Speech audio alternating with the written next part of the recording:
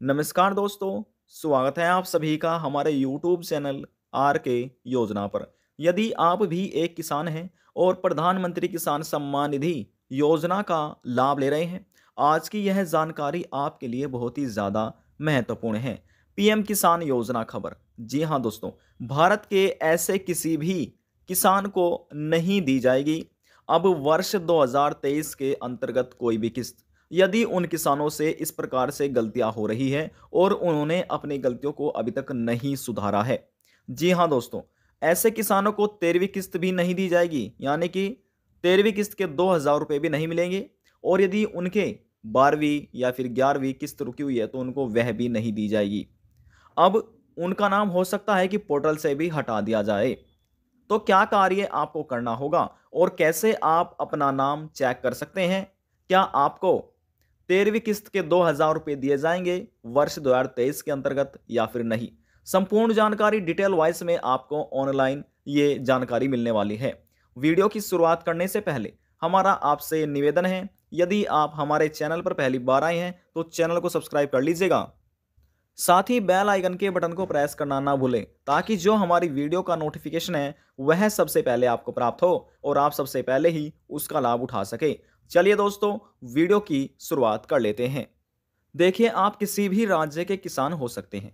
हरियाणा, पंजाब, गुजरात, महाराष्ट्र, कर्नाटका, उत्तर प्रदेश, हिमाचल प्रदेश, उत्तराखंड, किसी भी राज्य के। यदि आपने प्रधानमंत्री किसान सम्मान निधि योजना के अंतर्गत नया अपडेट किया है, अभी हाल ही में अपना रजिस्ट्रेशन कराया है, या फिर आप एक पुराने किसान हैं और प्रधानमंत्री किसान सम्मान निधि योजना का लाभ ले रहे थे, लेकिन अब आपको लाभ दिया जाएगा या फिर नहीं दिया जाएगा वर्ष 2023 के अंतर्गत, यह जानना आपके लिए बहुत ही ज़्यादा आवश्यक है कि आप योग्य हैं या फिर नहीं है। उसके लिए यहाँ पर आपको, जैसे हमने मोबाइल फ़ोन में क्रोम ब्राउज़र ओपन किया है, आपको भी ओपन कर लेना है। यहाँ पर आने के बाद आपको लिखना है पीएम किसान। जैसे आप पीएम किसान लिख देते हैं तो आप डायरेक्ट ही इस पोर्टल पर विजिट कर जाएंगे, जैसे हम यहाँ पर विजिट हो चुके हैं। देखिए, यहाँ पर प्रधानमंत्री नरेंद्र मोदी की केंद्र सरकार द्वारा चलाया गया भारत के जितने भी किसान हैं इस योजना का लाभ ले रहे हैं, यह पोर्टल है। यहाँ पर आप देख रहे हैं पीएम किसान सम्मान निधि, कृषि और किसान कल्याण विभाग, भारत सरकार, आप यहाँ पर देख रहे हैं। अब यहाँ पर कुछ ऐसे किसान हैं जिनको 11वीं किस्त के 2000 रुपये नहीं मिले और 12वीं किस्त के 2000 रुपये भी अभी तक नहीं मिल पाए हैं।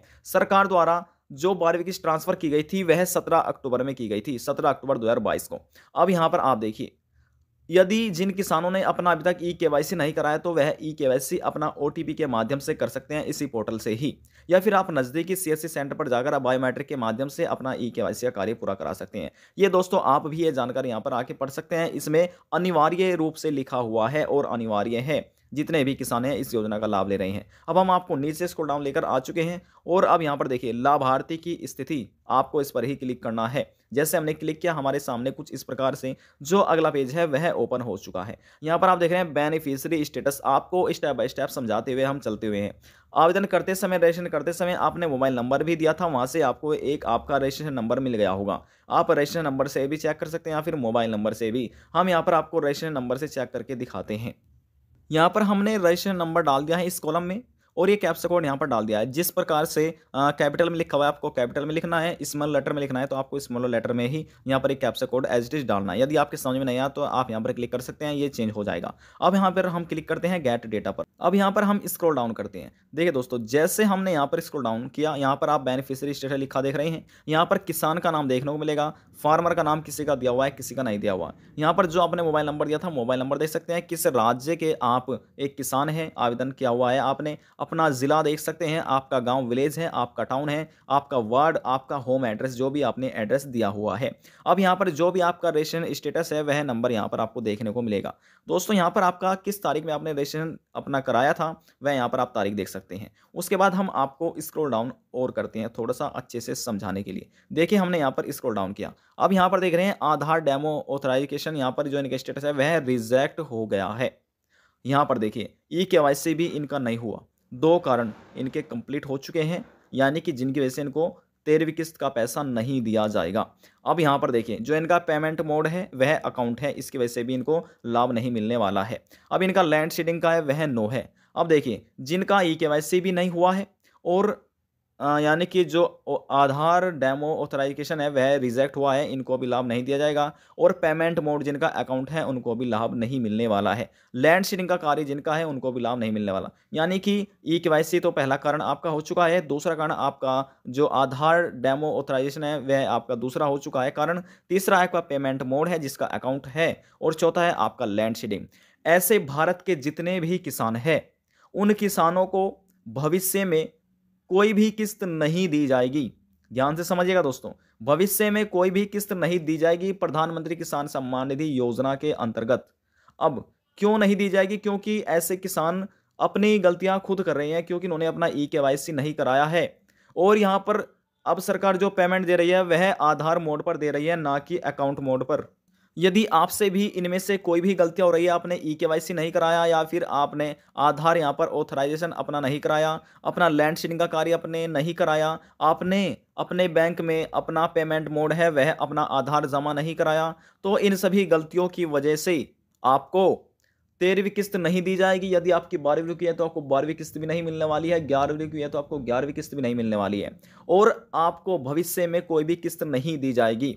तो ये सबसे बड़े कारण हैं आपको लाभ ना मिलने के। इस योजना के अंतर्गत आप स्टेप बाय स्टेप ये जानकारी चेक कर सकते हैं, हमने आपको यहां पर बता दिया है। अब आप यह कैसे सही करा सकते हैं ये भी आपको जानना बहुत ही ज्यादा आवश्यक है, लेकिन उससे पहले हम आपको बता देते हैं कि किन किसानों को 101% यहां पर लाभ दिया जाएगा। देखिए यहाँ पर हमने दोबारा से नया बेनिफिशियरी नंबर डाल दिया है और एक ऐप्स को डाला। अब हम क्लिक करते हैं दोबारा से गेट डेटा पर। देखिए जैसे हमने क्लिक किया हमारे सामने जो अगला पेज है कुछ इस प्रकार से ओपन हो चुका है। अब हम यहाँ पर इसको स्क्रॉल डाउन करते हैं। देखिए जैसे हमने स्क्रॉल डाउन किया यहाँ पर फिर से आप बेनिफिशियरी देख सकते हैं। यहाँ पर फार्मर का नाम है, आप किस राज्य के हैं, डिस्ट्रिक्ट और होम टाउन आपका, यहाँ पर आपका होम टाउन है, किस तारीख आपने रजिस्ट्रेशन कराया था, ये आपका रजिस्ट्रेशन स्टेटस है, नंबर है। इसके बाद हम यहाँ पर हम आपको स्क्रॉल डाउन करते हैं। अब देखिए दोस्तों यहाँ पर इन किसानों ने अपना ई केवाईसी का कार्य इनका पूरा हो चुका है और यह योग्य भी है इस योजना का लाभ लेने के लिए। यहाँ पर आप देख रहे हैं आधार डेमो ऑथराइजेशन स्टेटस, ये इनका सक्सेस हो चुका है। यदि आप भी लाभ ले रहे हैं इस योजना का तो आपका ई केवाईसी का कार्य पूरा होना चाहिए और यहाँ पर आधार जो डेमो ऑथराइजेशन है वह आपका सक्सेस होना चाहिए। आप भी योग्य होने चाहिए, जो आपका पेमेंट मोड है वह आपका आधार होना चाहिए। अब यहाँ पर देखिए बैंक क्या कहता है आपका, यहाँ पर लिखा है PFMS बैंक स्टेटस क्या कहता है, यहाँ पर लिखा है farmer record has been accept by PMS bank, तो ये भी आपका इसी प्रकार से लिखा होना चाहिए। PFMS रिस्पॉन्स डेट, ये तारीख है रिस्पॉन्स की। अब यहाँ पर जिनका लैंड सीडिंग है ये भी कार्य आपका पूरा होना चाहिए। अब यदि आपके भी ये सभी कार्य पूरे हैं तो आपको 101% इस योजना का लाभ दे दिया जाएगा। 13वीं किस्त आपको दी जाएगी। यदि आपकी पहली 11वीं या फिर 12वीं किस्त रुकी हुई है तो वह भी एक साथ 13वीं किस्त के साथ आपको यह लाभ दे दिया जाएगा। यानी कि टोटल आपको यहाँ पर 9,000 रुपये, माफ कीजिएगा 6,000 रुपये सरकार आपको यहाँ पर दे सकती है। यानी कि 2-2 हज़ार रुपये किस्त दे सकती है, और जिनकी 3 किस्त रुकी हुई है तो दोस्तों ये तो आपके 4,000 हो जाते हैं, और 2 किस्त के साथ तो ये सीधे आपके यहाँ पर 6,000 रुपये हो जाते हैं। ये लाभ आपको दिया जा सकता है यदि आपने अपनी गलतियों को सुधार लिया है। अब जो नए किसान हैं, नए आवेदन करता है, यदि उनका आवेदन सक्सेसफुली हो चुका है, बिल्कुल अच्छे से कंप्लीट हो चुका है, ई केवाईसी पूरा हो चुका है, वह योग्यता है और यहाँ पर सक्सेस लिखा मिलेगा, यानी कि पेमेंट मोड उनका आधार है, ये सभी जानकारी उनकी सही है, तो दोस्तों उनको लाभ 100% 101% दिया जाएगा। अब यहाँ पर हम थोड़ा सा स्क्रॉल डाउन करके दिखाते हैं आपको जानकारी। तो यहाँ पर आप देखिए इन किसानों को 5वीं किस्त भी मिली है, 5वीं किस्त के बाद इनको 10वीं किस्त भी मिली है, 10वीं के बाद दोस्तों यहाँ पर हम और स्क्रॉल डाउन करते हैं, इन किसानों को दोस्तों यहाँ पर 12वीं किस्त भी मिल चुकी है। देखिए यहाँ पर लिखा है 11वीं किस्त मिली है, इनको 12वीं किस्त भी मिली है। अब दोस्तों इनको ऐसे जितने भी भारत के किसान हैं ऐसे सबको लाभ दिया जाएगा। और जैसे हमने आपको पहले बताया कि जिन किसानों से ये गलती हो रही है उनको कोई भी किस्त भविष्य में नहीं दी जाएगी। आप अपनी गलतियों को भी सुधार सकते हैं। यहाँ पर देखिए दोस्तों FTO पेंडिंग रीजन नजर आ रहा है, तो कुछ ही दिनों में जब सरकार पेंशन ट्रांसफर करेगी तो इनको यह लाभ दे दिया जाएगा। तो दोस्तों जिन किसानों से गलतियां हो रही है, अपनी गलतियां सुधारना चाहते हैं, तो यहां पर आप समझ लीजिए आप कैसे सुधार सकते हैं। ई केवाईसी कराने के लिए आप अपने नजदीकी CSC सेंटर पर जा सकते हैं, अपना आधार कार्ड लेकर वहां पर यह कार्य आपका कर दिया जाएगा। मोबाइल नंबर भी आप अपना ऐड करा सकते हैं। अब दूसरा कार्य आप यहां पर समझ लीजिए, दूसरा कार्य है आपका कि आप लैंड सीडिंग का कार्य कैसे कराएंगे। लैंड सीडिंग यह कार्य आपका होना बहुत ही ज्यादा जरूरी है, इसके बिना आपको लाभ नहीं दिया जाएगा। लैंड सीडिंग का मतलब है जो आपकी जमीन है फर्द है, डॉक्यूमेंट है, वह आपको अपने आधार कार्ड के साथ, ध्यान से समझिएगा, अपने आधार कार्ड के साथ अपना मोबाइल नंबर और अपने बैंक की कॉपी, ये सभी दस्तावेज आपको जो आपके ब्लॉक में या प्रखंड में आपके पटवारी हैं, लेखपाल बैठते हैं, उनको जाकर जमा करना है और उनको बताना है कि सर हमसे यानी कि हम इस योजना का लाभ ले रहे हैं, लेकिन इस गलतियों की वजह से हमको लाभ भविष्य में दिया जाएगा या फिर नहीं दिया जाएगा। तो यह गलतियाँ हम यहाँ पर सुधारना चाहते हैं ताकि हमें भविष्य में लाभ मिलता रहे। तो यह कार्य यहाँ पर, ये डॉक्यूमेंट आपको जमा करने से, यह कार्य करने से आपका लैंड शेडिंग का कार्य पूरा हो जाएगा।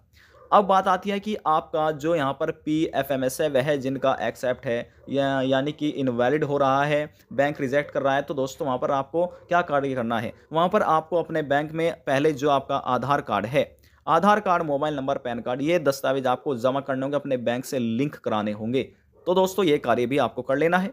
तो यहाँ पर ये कार्य जैसे आप कर लेते हैं, तो जैसे ये गलती हो रही है आपको पूरी हो जाएगी। या फिर दोस्तों आप देखना चाहते हैं कि किस प्रकार से आप ठीक करा सकते हैं, तो यहाँ पर इसके लिए आपको जो कार्य है वह सभी चीज़ कंप्लीट होने चाहिए। जैसे ये कार्य आपके पूरे हो जाते हैं, तो फिर आप देखिएगा 15 दिनों में या 10 दिनों में आप फिर से इसी प्रकार से step by step online check कर सकते हैं। ये कार्य आपको बिल्कुल सही लिखे मिलेंगे, यानी कि ई-केवाईसी आपका यस लिखा मिलेगा, लैंड सीडिंग का कार्य भी आपको यस लिखा मिलेगा और जो वहाँ पर आपका आधार ऑथराइजेशन है वह भी आपका यहाँ पर सक्सेस लिखा मिलेगा।